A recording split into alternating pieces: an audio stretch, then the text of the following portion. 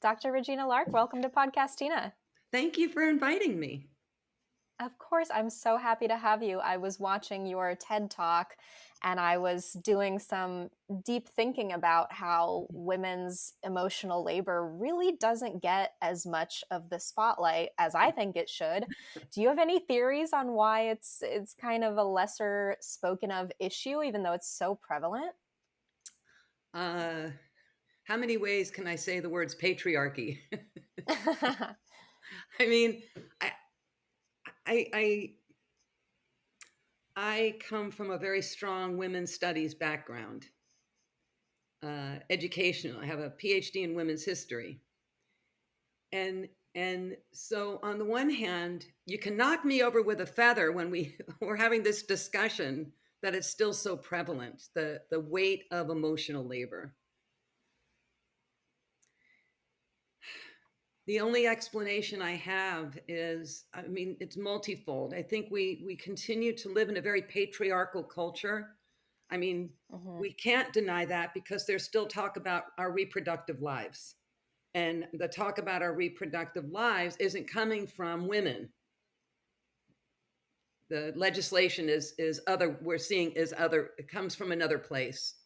We also, currently we have a government that, floated paying women $5,000 to have a baby. So we have Insane. we have these real in place structures, systemic structures for how women ought to behave. We see them through the lens of their body and through their uterus in terms of reproduction, in terms of unwaged help, unwaged work.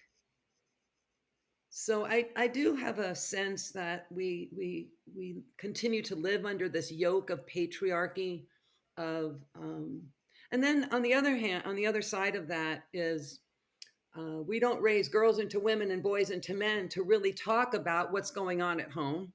We continue to Mhm. raise young people similarly to how we have for the last couple of hundred years at least. Um, we continue to think of women as ladies, and ladies are a lot of rules to being a lady, right? Cross your Sure legs, are. don't take up space, don't speak up. The the When you do speak up, you're accused of being a bitch, or a shrew. So it's like all of these. So why would you speak up if somebody's going to look at you through the lens of you're just nagging at me? And then what do we say about the person that's a quote unquote being nagged at? Well, how come they don't see everything that needs to go on around the house? Oh, because we weren't raising you to see it? Well, you're an adult. Just do you not notice that your partner's doing the bulk of the labor? And a lot of the work is invisible. Say more on that. So a lot of the work of emotional labor. Does your audience know have you talked about emotional labor on your show? Not a ton. I mean, my own obsession with this came from reading the book, and I think I told you about this in our pre-interview, but I read the book Invisible Women about the data gaps in just women's everyday, and that really outlined emotional labor a lot. But I guess let's just play to the basics of what people may or may not know about it. How would you define it? Well, its original definition was through a sociologist by the name of Arlie Hochschild. And her book, The Managed Heart, she did research within two different service groups: food servers and airline attendants. And both of those had particular job descriptions, but the job descriptions didn't include making those around you feel safe and comfortable. That's invisible work. It's not paid work, it's invisible work. And how flight attendants and food servers use their innate ability or their knowledge that they need to be a hell of a lot nicer and kinder around my customers in order to garner their favor. So that was a 1980s. Hochschild book came out in the 1980s. And then through the 90s and to today, psychologists and social workers and uh, my gosh, economists, all kinds of professionals began looking at the work at home through the lens of the work. What is this work? Who's doing the work? Why are they doing the work? And what is the work? And so the work of household management has two components. One's very physical, laundry, grocery shopping, things that are just very, it's buy and sell, fold the clothes, put them away. It's very physical work. It's very visible work. The invisible part comes in. It's what day are we going to do laundry, and who's going to do the laundry with me, and how many loads do I have, and how much time does it take to sort, wash, dry, fold, put away, and then if I'm going to do that on Tuesday, when do I put the dinner in the oven? So it's all of this thinking about thinking about what's coming up. Mhm. So the invisible nature of the work is this ongoing conversation and process. There's a wonderful meme that I saw. It's called Mom Math. Have you heard of Mom Math? I So haven't, but I can assume. okay. So what I saw was this woman, she's sitting at a desk and she's got a little light on over her desk. And she goes, okay, if I have to get to the meeting at 7 p.m., that means the kids have to be bathed by 6 p.m. That means the dinner has to go into the oven by 5 p.m. That means, and she just does this backwards glance, this backward thought process. What is it going to take for her to get to her meeting at 7? Mhm. So that's the invisible nature of all of this work. A lot of families in January, one member of the family will be thinking, holy cow, camp forms are due in March, right? It's anticipating. The work of invisible labor is anticipating what's coming up and being able to prepare in a preemptive way if you've got that kind of brain that kind of brain wiring. So what we understand and recognize today is that the work of household management is a lot of work. We've called it a labor of love, but I think there's been so much emphasis on the love, nothing on the labor. Mhm. uh, a woman's place is in the home. Ann Richards, the governor of Texas, would say, and the House and the Senate. Um, so what we see is that the bulk of the work of household management falls on the shoulders of females because of so many stereotypes about women and girls, and that we're better at it, that we love it, that it's just part of our nature. And if you go generation after generation after generation not questioning the dominant narrative until you're Betty Friedan in the 1950s writing a book on the lives of Wesleyan women post college years, and her book becomes The Feminine Mystique, still in print, printed in 1963. But she thought she was going to interview 300 graduates and how's life today? And they're like, if I have to wipe one more snotty nose, I have a degree in sociology. I all I do is bake brownies and go to PTA meetings. And so she came up with this narrative of the problem with no name. And this idea of the feminine mystique. What does it mean to be female in our culture? Feminine. Very different from what it means to be masculine, right? The narratives are really, really different. That's why I cringe when, you know, I hope I can get over this one day. I walk into a room full of people and somebody goes, "Hey, ladies." And I'm like, Ah. How about women? Hey, everybody. Hey, warriors, whatever it is. But then I hear ladies and I'm just like, ick, don't, especially when men go, hi, young lady. And I'm like, I ain't young and I ain't no lady. But that's off topic about emotional labor. The world according to Regina. It's relevant. I mean, I kind of was thinking at the beginning of that explanation, and then this thought process turned around. But I was thinking, is it a chicken or the egg situation where because we've all been conditioned to be quote unquote better at household tasks, are we actually better inherently, innately, or we are we just made to believe that because we've been doing it all of this time? I think it's both. One of the things that in my research of this that's really intrigued me. So I'm going to step back a minute and tell you a little story. I started a professional organizing company, um, be 17 years in October. Hashtag so Wow. proud. So I started this company in October, and a few things are happening. A, I'm 50 years old and I've never been self-employed. B, I have the gift of organizing. I have good spatial acuity. I had come upon this new profession quite by accident. And in that first year of organizing, I was noticing a few things. One, that it was mostly women calling me to manage, to tackle and help them manage the longest job description in history, right? It's a 24/7 job, household management. It's what it is. So it was mostly women calling me to help them tame the paper tiger beast or the clutter or they just don't know where to put anything. So I'm learning how to work with folks with a lot of stuff, clutter, noticing that it's women.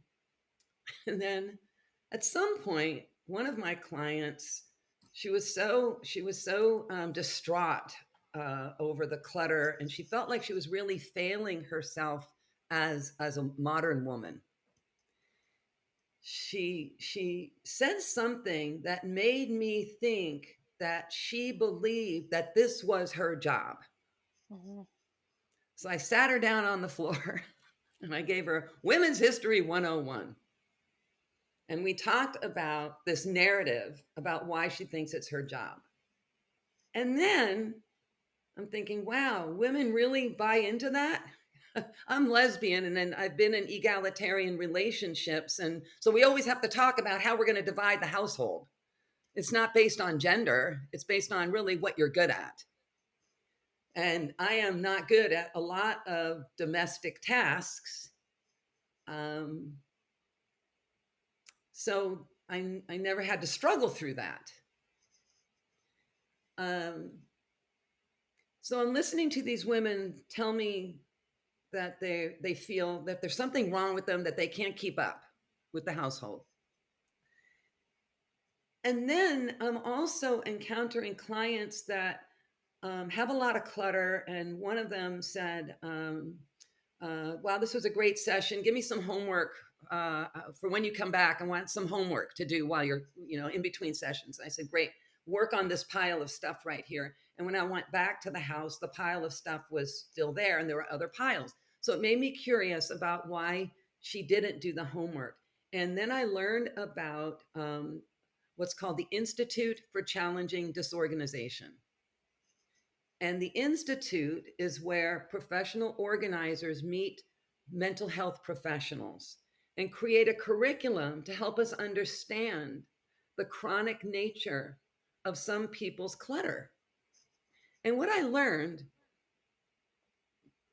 I see everything through this lens. I learned about our brain's executive functions. And our brain's executive functions got us, you and I, Galena, to this call on time today. Our brain's executive functions get us to where we need to go, on task, on time, every time. Our brain's executive functions allow us to have an internal clock, so we're pretty much never late. We also have a sense of emotional management. So when I walk into a home and somebody says, but I love everything, I think of that as emotional mismanagement. And we have to have a conversation of let's reposition the word love. Let's come up with a different definition of love, because A, this stuff doesn't love you back. Mhm. And that's a very emotionally laden response to what should we do with all these books. But I love all these books. So I'm learning about the brain's hardwiring, and I'm learning about how, if you have executive function challenges, and where does that show up? Definitely in people who have been diagnosed with ADD, ADHD, attention deficit hyperactivity disorder, with and without hyperactivity. That's its official. But what it could be called is executive function dysfunction. So it shows up in people with ADHD. It'll show up with people who just have executive function challenges. It shows up when it could show up when we're entering some pretty hefty transitions: marriage, death, birth, divorce, cancer, COVID. These things kind of rattle us, or there's so much in that transition that even the most organized person can get off her game for a little bit, until the house sells, until every box is unpacked, whatever. So then so I'm working with mostly women who think that this is their job. And then I'm working with the women who think it's their job and they've got executive function challenges.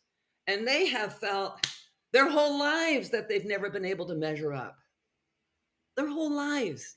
Because not only are they live in a culture that pretty much demands that you know that this is your job. And then if you have executive function challenges, hokey smoke, you got clutter. You know? Yeah, that's so real, and I think it just adds, right, that self-belief that I should be the organized one, I should be the homemaker, is probably amplifying the intensity of the self-doubt and the insecurity that comes along with being a person who does struggle with those things. The one hoarder that I have had in my life was a woman, and I knew her at a very young age before I understood anything really about mental health or about the connections that you're speaking to. And what I saw just anecdotally was that a lot of her attachment to these items that she was hanging on to, they were sentimental. And it felt like if she were to start tossing things from her children's, from their childhood, art projects, old clothes that nobody was using. I mean, I couldn't even explain to you how many boxes were in her house. And it just really felt like a thing that was gnawing at her self esteem. And it's like, this isn't necessarily a messy person. This is just obviously an emotional thing that she's going through. Yeah. Yeah. When you run into people like that, if you've worked with hoarders, where do they start? Do they need to just start with the mental health aspect of it to get anywhere with the physical? Well, if somebody has a diagnosed hoarding disorder, and language is important to me, so I'll say I don't ever use the word hoarder because I would never use the word alky or alcoholic. It's Mm-hmm. something they may have. It's not who they are. Uh, when we get calls from people who have this disorder, it's usually for one of two reasons. They either have gone through a good deal of cognitive behavioral therapy or other forms of mental health therapy, years, or the city code enforcer has red tagged their house. Mm. So if they have engaged with a great therapist, and there are very, very few therapists that we have come across in our many years of it being in this business who are equipped to work with people with hoarding disorder. Uh, but they are out there.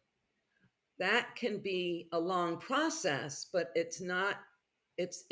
We're being invited in because the person feels that they're ready, and we start where we start. Um, if the city code enforcer um, has descended upon them, Or if their adult child said, I'm not bringing the grandkids over here anymore, it is dangerous. Um, then we're met with some duress, um, and we'll either work with them or we won't. They're the ones, again, they're the ones who called us in. If it's been through the city, and they have, sometimes they're given 30, 60, 90, 120 days to take care of the mess. And we'll get called the week before that deadline. Wow. And it's terrible. 5 to 6% of the population have a hoarding disorder. So people who hoard have executive function challenges for sure. Sure. But folks who would fall into the merely chronically disorganized category, they don't have a hoarding problem. They just have a terrible relationship with time and emotions, and it looks and acts very different. Knowing what you know, how do you feel about Marie Kondo's advice of toss it if it doesn't bring you joy? Is that an oversimplification? Is there Sure. validity with that? You already know the answer to that. I mean, what Kondo lost me. I read her first book, and she lost me when she said, people with clutter are lazy. And then I just went, Mm, I'm done. What Kondo failed to include in her narrative was the significance of a healthy or compromised executive function. And that's how I see clutter. The folks that Kondo helps the most, from what I've seen and heard, are the folks that are pretty organized. They just want to get to the next level. That's how I have heard. That has where I've heard positive responses to Kondo's work have been from folks that, I'm pretty organized, but she made me perfect, whatever they're looking for. Where I've heard Kondo not working is, I tried to do, but I love everything. yeah, Everything brings me joy. that's easy to feel that way for sure. What are some of the common mental blocks with organization with someone who's probably mid tier who doesn't have a diagnosable disorder? Oh, fear of making the wrong decision. So I think that people hold on to stuff for one of two reasons. They're holding on to the future, that which they may need someday. And so they got their hand way out here, and they're not sure what someday has to look like in order for this thing to get used. They are sure that if someday comes and they don't have it, something bad will happen. Mm-hmm. They will catastrophize the outcome of not having it. So they'll hold on to it because the the catastrophizing the outcome, you don't know where that's going to end. You don't know you don't even think clearly about, well, what catastrophe? If I don't have that other toaster, I don't live in the Adirondacks. So they'll hold on to things that they think they may need someday, regardless of whether they know what someday has to look like. And they're sure something bad will happen if they let it go. And I crack up every time. I'll explain this to an audience, and somebody will always say, well, that just happened to me. I let go of a rice cooker No. and haven't used for 10 years. And then I was asked to cook rice and I didn't have it. So I get that you may need it. I get that. But I encourage people to just think more clearly. I mean, because here we are. So we're holding on to the future, that which we may need someday, and we're holding on to the past, that which somebody gave to us that said had value. Now it may have had emotional value. This is something that your aunt knitted this scarf. Aunt, value, person, loved one. Scarf doesn't work for your wardrobe, but my aunt knitted it. My aunt knit it. It could be power suits that women wore in the 80s. But this was, I was killing it on Wall Street when I wore this. Who will I be without this representation? It was my own. I had a five floor to ceiling. I have 5 bookcases, floor to ceiling, filled with books for my dissertation and for teaching women's history and history. I had the best books. I loved my books. And then I had to move. And I was downsizing from a house to a 1-bedroom apartment. And there's 2 things I know about Regina. A, I do not like being inconvenienced. And B, I won't pay for external storage. So I'm faced with my bookcases. And I'm like, what am I going to do? If I move these bookcases to my new apartment, I will absolutely be inconvenienced. And I'm not going to put them into storage. So I had to come to Regina meeting. I had to stand there in front of my bookcase and go, who are you without these? I had to really think it through. If you let go of all of these books, who are you?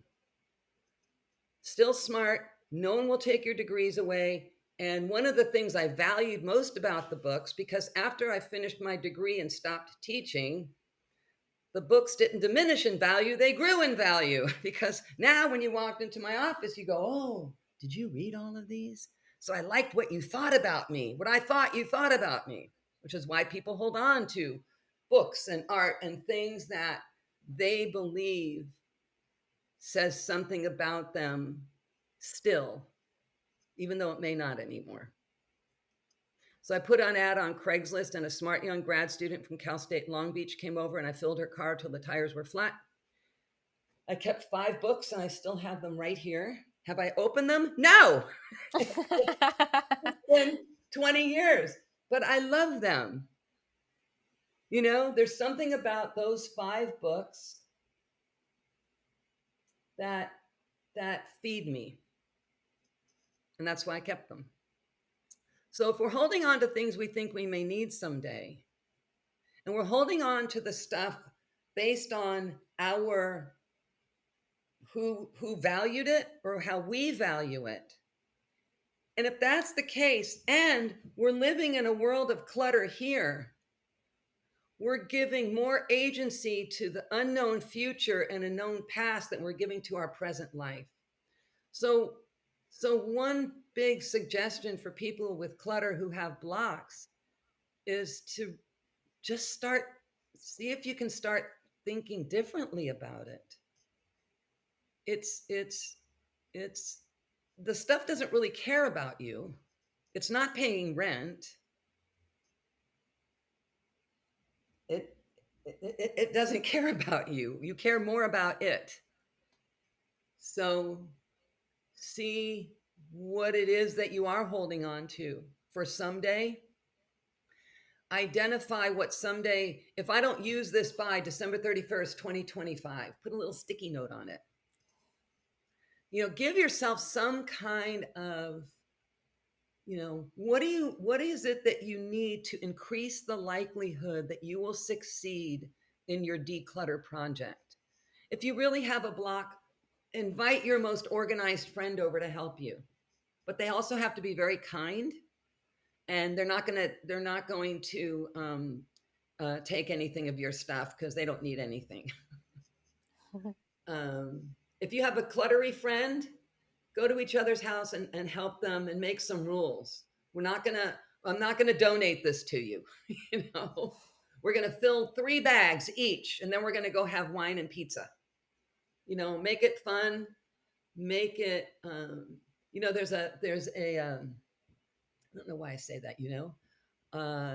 In ADHD management land, there's a practice called body doubling.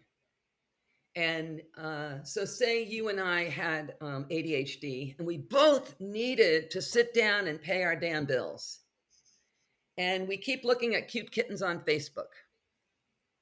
A body buddy is like somebody we're both gonna, we pick a time and a date, and we sit down with the Zoom room open, and we each pay our bills.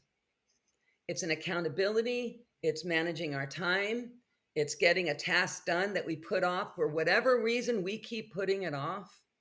So again, if you have these blocks, kind of pretend you're a drone and hover above you and around you and go, what the hell am I doing in here? See if you can identify the habits that have created the mess, or come to see if you can identify what new habits you may want to engage with, um, when it comes to bringing in the mail, when it comes to creating a grocery list, when it comes to doing the laundry. A lot of people with executive function challenges have a hard time with laundry because um, it's got everything to do with time. So it's not laundry. Laundry is this word that doesn't describe sort, wash, dry, fold, put away. Each one of those 5 things has a time value associated with it. So in order for you to get anything done, you have to have an understanding of how much time it's going to take you to do that thing. So that is another block. We don't activate because we either think it's going to take us too long, or we don't know how long it's going to take us.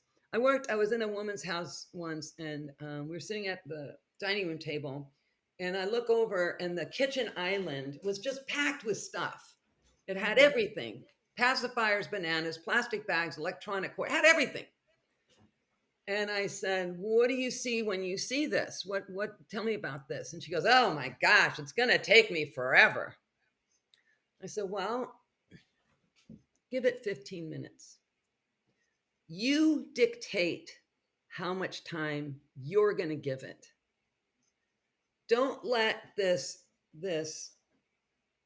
monolith, you have created a monster here now, because you've already told yourself it's going to take forever, because you're thinking that's what the stuff is telling you. Neener, neener, neener. Try and clear me in 15 minutes. I double dog dare you. No, you say, I'm going to give this 15 minutes. And she did, and it was done. I'm not saying that works every time, but like turn the table. Because a lot of people with clutter, from what my reading of it is, they don't know how long it takes them to do something.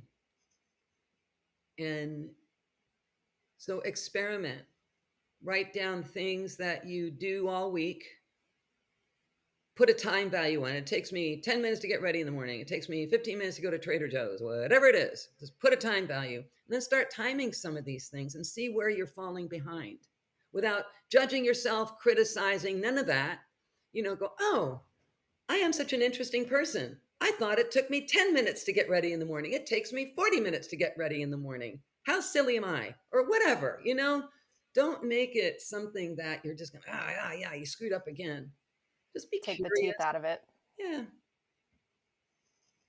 In a household where it's both a husband and a wife making a mess, like your example of the kitchen countertop, what's a good way to have that conversation of splitting those duties while also sidelining the quote unquote female responsibilities of it? A really good therapist or coach, seriously, because they've been talking about this for a long time. The Yeah. couple, they have been. They don't just wake up in the morning going, I'd like things to be more equitable around here. My big fat suggestion is, I'm going to pull it out here, to engage with the book Fair Play by Eve Rodsky. And Eve has created the Fair Play playing cards. And Oh, how practical. It's amazing. It's a deck of cards like here, birth control, caregiving. Who's got that responsibility to make sure Yeah. that that's going to happen? So birth control. So there are multiple categories, and then there's jobs in each. There's tasks for each one, and the premise is lay the cards on the table and divide. Because what I hear without fair play is a couple. One woman says, my husband started doing the laundry, but I got it back because I'm better at it. I'm like, why didn't he sit in front of YouTube and learn how to do it? Crazy. Great question. I know. So it's in my book, Emotional Labor, Why a Woman's Work is Never Done and What to Do About It. The emotional labor book has a part in it called radical delegation. When we delegate in a traditional way, we delegate to that, to the person best suited to the task, right? We hire people because this is what they can do. We've delegated this job. Radical delegation is delegating just to get it the hell done. Mm-hmm. Just get her done. And so radical delegation is a family looking at the calendar and having a conversation about what's coming up that week, that month, that year. Get clear what's coming up. Camp forms are due here, and then divide and conquer the list. And as other members of your household are old enough, divide and conquer the list. One of the phrases that makes me, I hear, my wife is a stay-at-home mom. And I'm thinking, what a passive job that sounds like. I'm just staying home instead of Yeah. the wife is managing our household. And I don't know how she does it. It's a job I would never want, but she's a stay-at-home mom. It's like, oh, is that what she's doing? I notice, and I mean, obviously, I don't want to make like any blanket statements. I know many wonderful men who do the emotional work on themselves to become more accommodating, more sensitive, whatever, whatever.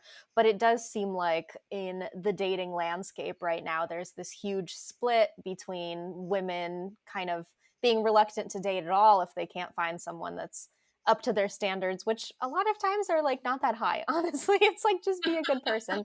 The bar is in hell, as they say. But I would love your perspective I haven't heard on, that.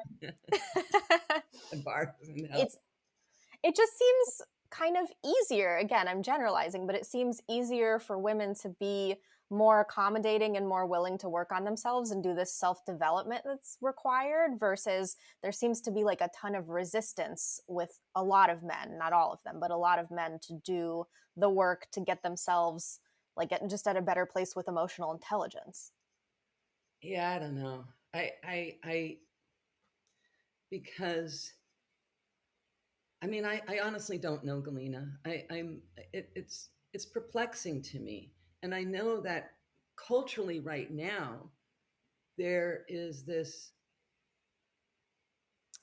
oh my gosh, this through line of what many refer to as the crisis in masculinity. Mm-hmm. And the crisis in masculinity, as my reading of it is a response to women's higher wages, women's independence, um, women not wanting to limit family size, women being breadwinner, bread baker, um, that blue collar jobs don't have the same kind of salaries that they used to. There's no job stability in blue collar jobs, and our blue collar workforce, is the locus of the traditional family. And so there's this narrative, this myth, this narrative of the crisis of masculinity responding to um, a changed world. But these men are living with women seeing or not seeing the volume of work that goes on in the household. And so maybe it's but that's her job. If you're lamenting the fact that women have become much more independent of men, that they're going to be with men because they really, really love them, not because they need to be supported or protected. And I'm speaking generally, Mm-hmm. because I also meet women who want to be taken care of, and that's a different conversation.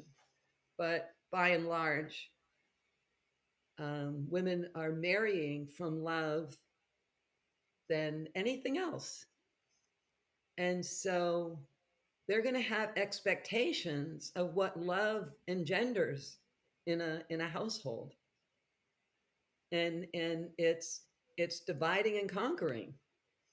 It's being cognizant of the longest job description in herstory, and stepping in to be to partner in that, not to help. So many women have told me over so many years, I'm so sick of my husband asking how he can help. I don't understand why he just doesn't look around him and and remembers that we have dinner every day at 5:30. The table is always set, and the kids are always washed. So again, so I don't know. I'm not a clinician. I know that um, there are good men out there talking about emotional labor to their male counterparts, and but again, I if you Google emotional labor, there you're going to just find hundreds of pages of mostly women anxious and overwhelmed and depressed and not doing their self-care, and being there for everybody else but themselves. And I mean, I just had a conversation yesterday with a brilliant attorney, and she said when she was starting her own firm, her spouse just didn't want to have any of it. And like, but this is for the higher good of the family. And I've been all of these things to all of these people in our family for the last 16 years, and now I'm going to do this. And she did it, but he went into it kicking and screaming. So I personally don't understand that. I accept that it exists. It's true. It seems like the pivotal moment in history was women, it being pretty standard and common that women are now in the workforce. So I don't know if that goes back to World War II or what exactly the catalyst is as far as years go. But from that point, that's when it becomes, and I really love how you put it as it's not help, it's partnership. It's which things can you take on that weren't supposed to just be mine automatically to begin with if I'm out there just like you are from 9 to 5 and also paying bills. Right, right. And it's never 9 to 5. I mean, sure, No. certainly not anymore. Especially as paid labor comes into our household.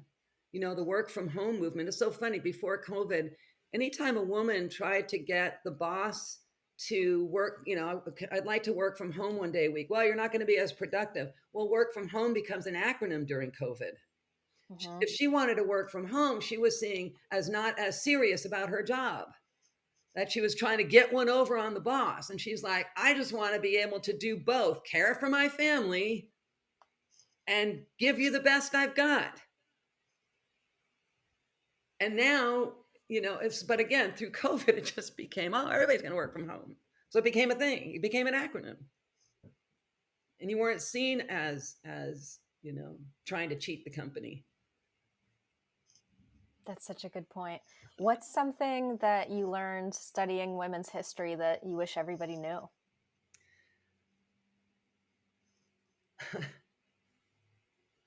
I responded to a Facebook post yesterday, and the question was, what is one idea that you have that you wish everybody on the planet knew? And I will respond to your question the same way. That women don't have to do all the work. That just because of their body part doesn't mean that that they have to do all the work. It's so much work. And it doesn't have to be all, it should not fall on the shoulders of one person in the household. It just shouldn't. No, it really shouldn't. It's crazy that it ended up being that way. And I know this is even part of the title of your book, but what is it about all this misconception that makes the average woman feel like she just never even does enough? Even when she's so busy, there's always that lingering voice in the back of your head of I could have done more.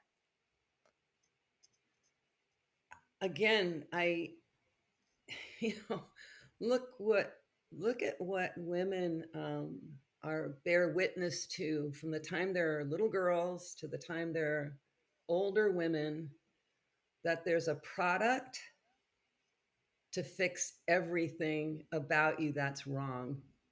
From the top of your head to the tip of your toes, you have access to information that tells you why, um, you know, what to do about everything that you think is wrong with you. I remember many years ago, I just come out of the shower, and I had I think when we get out of the shower and we look in the mirror, we are our most raw. We can't get more raw. And I remember looking in the mirror, and I'm starting to pick apart my face, the lines on my face. It was instant. Get out of the shower, I look in the mirror, and I start ripping myself up. And I had that moment, that light bulb, and I looked directly at me, and I said, Regina, why can't you stand here and go, nice shoulders, and just walk away? Like, why is the default to see what's wrong with me? As a result of, I've also never been that person that really scrutinized my face. That I understand that one nostril is a little bigger than the other. Do you know what I mean? Mm-hmm. It's never been anything I thought I needed to fix. So I don't recognize flaws on me, and but we're socialized to recognize our flaws. So when we say we're not good enough, we're not smart enough, um, we're seeing, we have this the bar in hell. I love that. We have this bar in hell that dictates that to us. I remember when I was starting out as an organizer, and I called my dad one day, and I needed money for marketing and my Verizon bill. And my dad said, "Oh, honey, you have this luxury business. Basically, maybe you should get a job." And I'm like, "Get a job?" And I hung up the phone, and I thought, "Oh, Dad's right." And there's a lot more of the story, but I decided that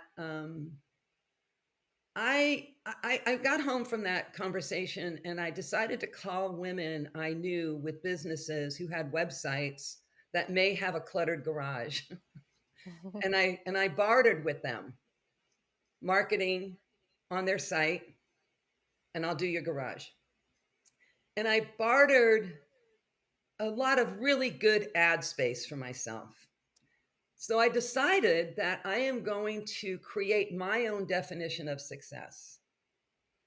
And what I decided way back then, so this had to be 2010, 2009, because doesn't matter, 29, 2010. I decided that for me, success, I am successful every month I don't borrow money from my dad. I haven't borrowed money from my dad, A, ever, and B, never for business. So, Galena, I am the most successful person I know. Seriously. I hashtag so proud Regina all the time. Even when I've had those hard times in my company where I wasn't booking the jobs, and I'm standing out my window going, "We're open." Like, how do you tell people that you are a home-based business, that you work? So even when I was feeling shaky, um, I still never borrowed money from my dad. So when I hear women denigrate, feel that they're not good enough, whatever negative stuff they have going through their head, I encourage them to start a series of affirmations. You know, one of my affirmations is no head trash. I have it sitting here on my desk. I have a sign that says no head trash. I don't want that crap in my head. I want to walk around feeling I am just the bitchinest thing on the planet. Because if not me, who? If Right. I'm not going to uplift and elevate Regina, who is? And doesn't it feel so much better to walk around feeling like I'm doing a good job instead of I'm not doing enough? That comes from both places in our brain. That's I I know nature and nurture. I get that. I know people that were raised with such awful messaging. Just awful. How do we flip the switch on that? For me, one way is to develop the art and practice of positive affirmation. Just make them up. I trust the process of life. All right and good action takes place in my life. You know, I love me, I love me, I love me. I love me, I love me, I love me. Say it. It doesn't matter.